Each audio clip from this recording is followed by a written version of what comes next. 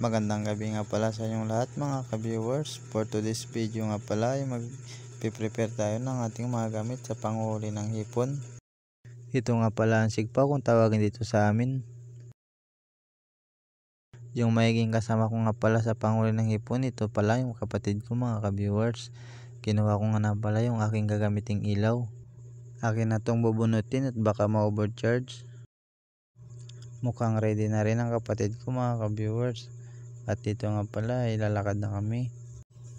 Ito nga pala ang gagamitin namin sa sasakyan papunta doon sa tabing dagat mga ka-viewers.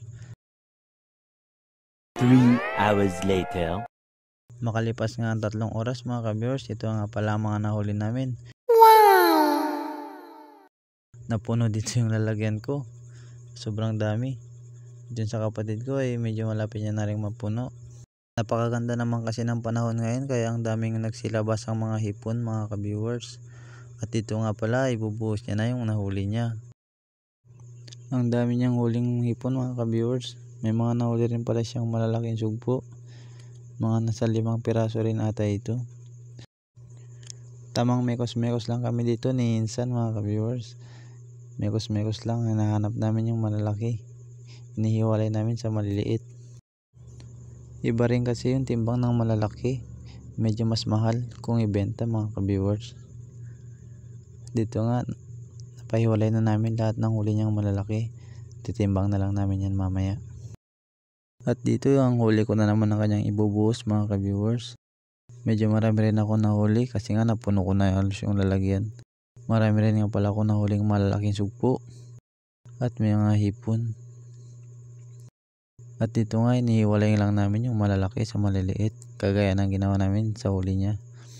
Medyo mas marami nga pala ng konti yung mga nahuli kong sugpo kaysa sa kanya dito mga ka-viewers. Sana all mas maraming huli. Ayaw di ma! Kung titimbangin halos pareho lang naman lahat ng nahuli namin mga ka-viewers. Ang mga nahuli niya ay 2 kilo at kalahati at sa akin ganon din. So bali lahat ay 5 kilo ang huli namin mga ka-viewers. At dito nga pinagsama namin ang huli niya at huli ko para mas maganda yung pagpicture namin mga ka-viewers. Napakarami na nito mga ka-viewers. 5 kilo ba naman ang hipon? At kalahating kilong sugpo. Ang dami nun, di ba? Kung umabot ka sa dulo ng video ito, huwag mo rin kalimutang mag-follow mga ka-viewers. Marami pong salamat.